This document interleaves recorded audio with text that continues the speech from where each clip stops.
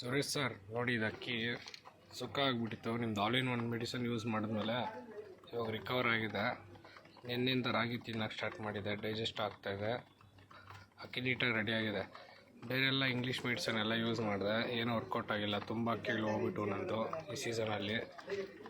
Main ಅಕ್ಕಿ ಹೆಂಗೋ ನಿಮ್ಮಿಂದ ಇದು ಸೇವ್ ಆಗಿದೆ. ಬರ್ಡ್ ನೋಡಿ, ಇದು ಈ ಬರ್ಡು ಇದು ಅಷ್ಟೇ. ನನ್ನ ತಾರ ಮೇಯ್ನು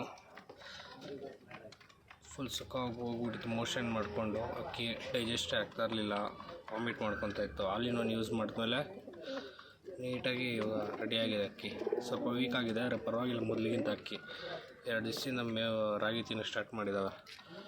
ಈ ಅಕ್ಕಿನೂ ಅಷ್ಟೇ, ಈ ಪಟ್ಟನ್ನು ಅಷ್ಟೇ ಹಂಗೆ ಆಗಿಬಿಟ್ಟಿತ್ತು. ಇದು ಇವಾಗ ರೆಡಿಯಾಗಿದೆ.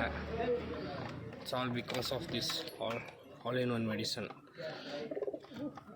ತುಂಬ ಥ್ಯಾಂಕ್ಸ್ ಹೆಲ್ಪ್ ಮಾಡಿದ್ದಕ್ಕೆ ಮೆಡಿಸನ್ ಕೊಟ್ಟು.